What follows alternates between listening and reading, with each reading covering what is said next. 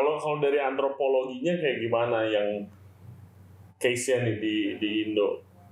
Iya, sebenarnya kan yang saya dalamin di antropologi memang food anthropologist. Oh, wow. Ya, jadi food anthropology. jadi saya memang di kampus juga ngajarnya food and culture gitu. Oke. Dan wow, di sini makanya kita di Parti Gastronomi juga kita coba mencari celah supaya kita bisa cerita tentang itu gitu. Cerita tentang food and culture secara populer. Jadi gimana bahwa makanan itu tidak hadir begitu saja dalam meja kita, tapi dia juga ada keterkaitan dengan budaya di tempat makanan itu hadir, dan gimana makanan itu dibuat itu juga terkait dengan ekologi, terus juga orang yang membuatnya kayak gitu. Coba ceritain satu case.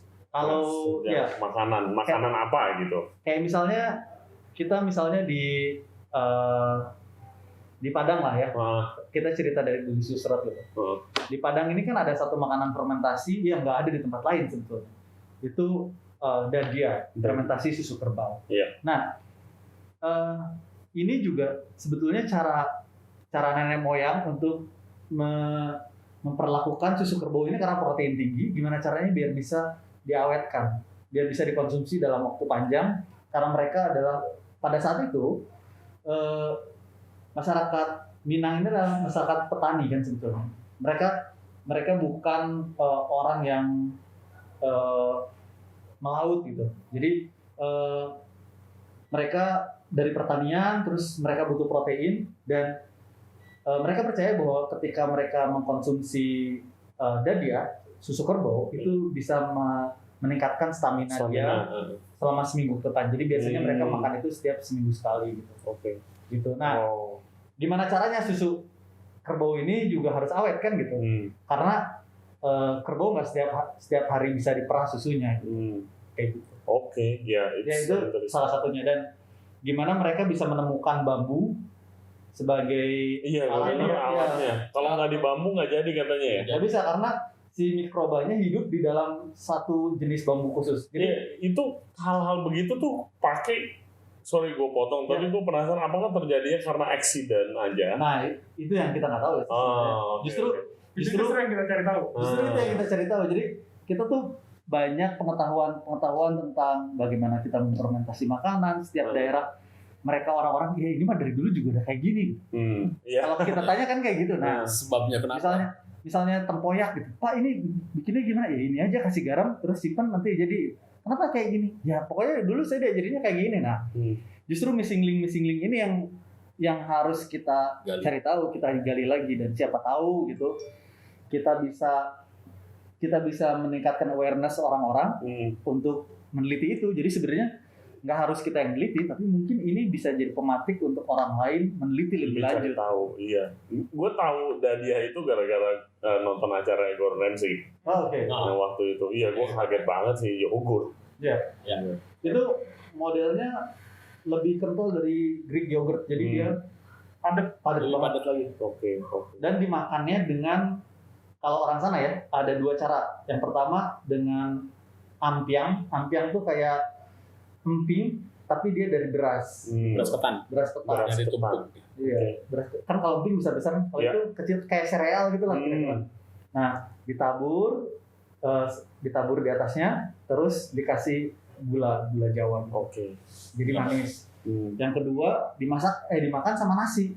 Jadi yogurt sama nasi. Iya, yogurt itu dikasih peresan lemon sama irisan cabai. Dadiahnya. Dadiahnya itu bawang merah, irisan cabai sama peresan lemon, terus dimakan sama nasi. Jadi dia kayak seger-seger gitu. Kayak cocolan nachos gitu. Cocolan nachos tapi nama nasi.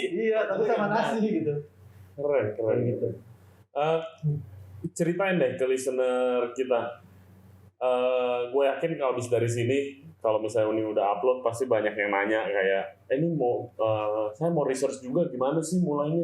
Gitu. Terus kayak problem-problem yang muncul waktu saat mau research suatu daerah nih, contoh kayak buku ini nih, gitu. Itu apa aja sih challenges-nya? Kalau pertama ya traveling mahal ya kan, nggak murah. Traveling mahal. Terus yang kedua, kalau kalau gue mau cerita buku ini atau kemarin kita cerita si perjalanan yang kemarin itu kita ngomongin benang merahnya Delicious Road. Gue kebagian satu kota namanya Samarinda.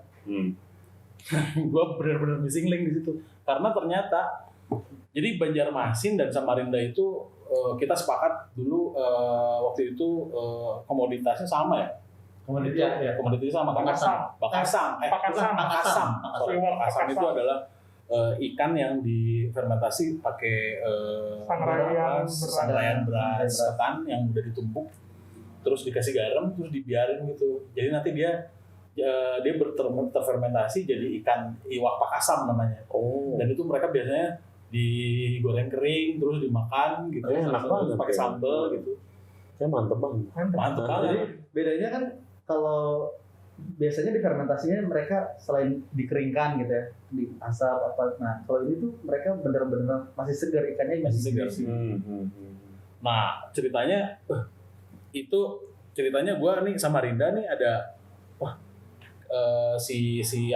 komoditi sama nih Pakasam juga. Cuman yang kita perkirakan adalah si iwaknya atau ikannya itu berbeda, jenis ikannya berbeda. Nah, udah cari-cari, ternyata Pakasam juga nih. Pas cabut ke sana, Pakasamnya nggak ada. Bingung.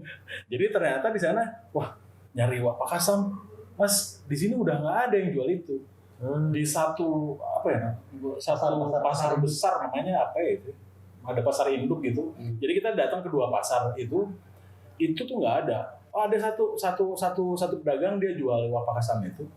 Terus kata gue, Bu ini dapat dari mana bikin sendiri? Oh enggak, ini dapat dari Banjarmasin. Padahal di Samarinda. Gagal nih riset gue. Maksud gue, kayaknya ini nggak langsung teleponan sama mereka. Ini gimana ya di sini nggak ada. Cari lagi. Akhirnya gue balik lagi ke tempat ke pasar yang besar itu. Terus jalan-jalan muter-muter. Ini nggak ada nih masuk apa ya? Pas gue lagi diem gini. Gue baru sadar di situ ternyata bau ikan asinnya kuat banget. Bau ikan asin kuat banget. Pas ngeliat sekeliling ternyata ikan asin. Ternyata di situ selama ini jalannya merem ya. Jadi ternyata saking nyari si iwak Pakasam itu fokus gitu. Nggak sadar bahwa ternyata Samarinda adalah salah satu kota transit ikan asin terbesar di Kalimantan gitu. Wah, ini ternyata komoditinya. Terus gua fotoin, ternyata gua ketemu ternyata ini gitu. Nah, jadilah ikan jambrong. Jadi ada satu ikan asin yang kata orang-orang ini cuma ada di dua tempat nih. Satu di Tarakan. Penghasilannya Tarakan sama di Samarinda kata dia. Jambrong. Ikan jambrong. Ikan apa nih? Nah, kalau Inggrisnya kayak scallops gitu. Scallops gitu. Nah, cuman tipis-tipis diasinkan terus irisnya di slice tipis banget. Nah, itu yang gue belum tahu ya. Dia bisa teknik ngirisnya setipis itu, membujur dari buntut sampai kepalanya gitu, setipis itu gitu. Wah, ini kata gue. Ternyata gue ketemu bahwa ya maksudnya blessing in disguise gue dapetnya itu gitu. Jadi pengetahuan baru buat gue gitu. Ternyata nggak ketemu Pakasam, akhirnya gue bisa dapat komoditi lain. Si ikan jambrong ini ternyata memang pas gue cari di marketplace gitu ya, semuanya memang berasal dari sana. Samarinda, Tarakan.